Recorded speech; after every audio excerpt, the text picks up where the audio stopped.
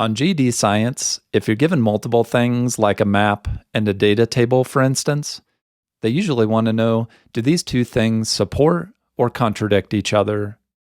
In other words, do they say the same thing or different things? But to find that out, we just want to look at the overall trend for each of these. So what about for the map? Let's interpret it. The title is, How Many Months Are Getting Warmer? And it's over the last 30 years. If we look at the darkest red part, that says that 12 months of the year are showing warming. In other words, all 12 months of the year have gotten hotter in these parts of the world over the last 30 years. Okay, but even if we look at the map as a whole, most of the map is yellow, shades of orange, and red. So what do those mean? Well, that means at least 7 months of the year have gotten warmer or more. So for a majority of the year, 7 months all the way up to 12 have gotten hotter over the last 30 years throughout the world. In other words, the whole world got warmer. Well, this is pretty depressing here, but let's see if this tells the same story. Now, these are international weather stations, once again from around the world, and we've got 10 of them. We're given the temperature change over the last 30 years. Okay, what is temperature change showing us? Well, for all of these green ones, notice that they're all positive. And if they're positive, the temperature went up at those spots. And if the temperature goes up or increases, it got hotter or warmer there. So at all of the green locations, the temperature got warmer over the last 30 years. But for both of these red ones here, the temperature was negative. Same thing as went down. And if the temperature went down, it got colder at those spots there. But again, what's the overall trend? Well, it's definitely mostly warming up, and that's the main story it's telling. So things have gotten warmer over the last 30 years. That's the same story that the map told as well. So both of these things support or agree with each other. Okay, let's look for that in the answers. Let's see which of these makes the most sense. B. The station data supports the map because both show significant warming. Is this the overall trend? Definitely. That's what we talked about. That's what they have in common. So this is the reason that they agree or support each other. So B, that's the correct answer. Because D, the station data supports the map because all stations change the same way. But if that was true, all of these would have the same values, but they don't. So they don't all change the same way, so that's not right. So once you identify the main thing that both of them are showing, you can see if they're telling the same story or not. Okay, let's look at another example. This time we're given two graphs, and we want to know, do these two things support, agree with each other, or refute, disagree? Let's look at the graphs first. This one is air pollution levels. Seems to start off low and it gets bigger over time. This is from 1990 to 2020. The next graph, asthma rates. What percent of the population has asthma? And asthma, it's a condition that makes breathing harder or more difficult. 2% of the population has asthma, but then it increases to about 6% during the same time period as the first graph.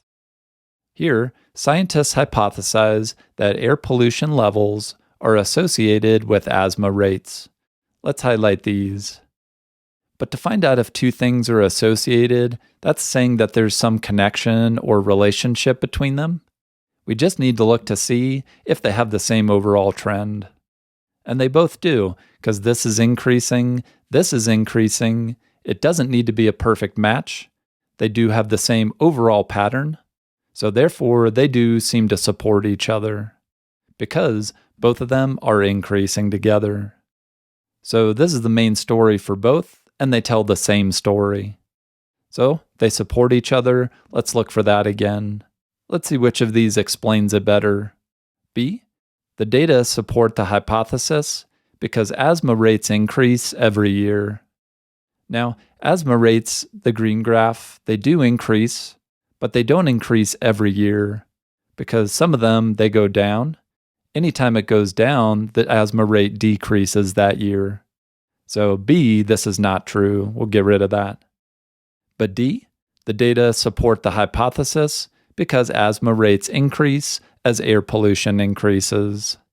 So the last one is saying as air pollution increases, in other words, as the air pollution gets worse, then asthma rates increase and asthma gets worse as well. So this is the reason they support each other. They both increase, and that's why there is an association between the graphs. They have the same overall story happening.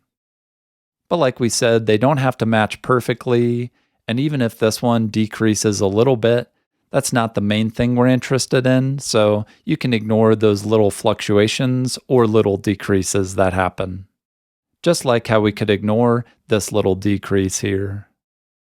Okay, but not every answer is that they support each other, so we'll see that in the next example here. This time we're given an image and a graph. Do the image and the graph both support the astronomer's hypothesis? This is a guess at what's going on. Astronomers hypothesize that more massive stars have shorter lifetimes. Let's pause here. So the more massive, basically the bigger a star is, it's not going to last as long. It's going to have a shorter lifetime if it's more massive. Is that what the image shows us? Well, let's start with this one. This is a star like our own sun, and let's analyze this. So if we have a sun-like star, then its lifespan or lifetime is going to be 10 billion years. That's pretty good. But what if it becomes more massive? Well, lucky for us, we've got this one, creatively called massive star. This is 10 times the sun's mass. And what about its lifetime? This one has a lifespan or a lifetime of 0.02 billion. So does that tell this story? Well, we did go from this star to this one that was definitely more massive. Did it have a shorter lifetime? Definitely, because it went from, you could think of it as $10 down to 0.02 or 2 cents. So the lifespan definitely went down and it became a shorter lifetime. Okay, so more massive stars do seem to have shorter lifetimes.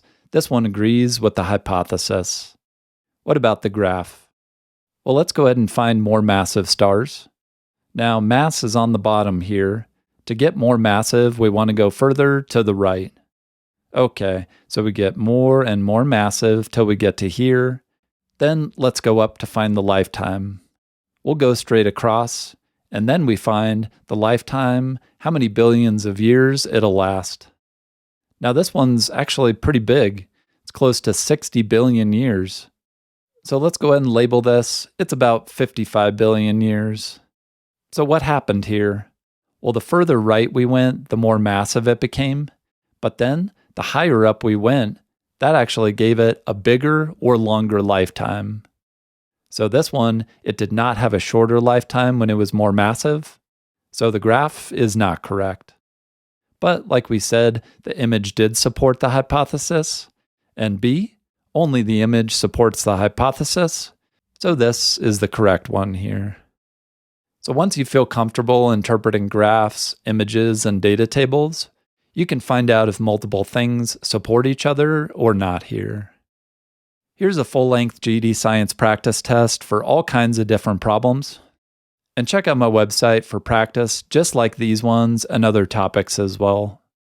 Let me know what questions you have, what else you want me to cover. Good luck, you got these. We'll see you in the next video. Doodles.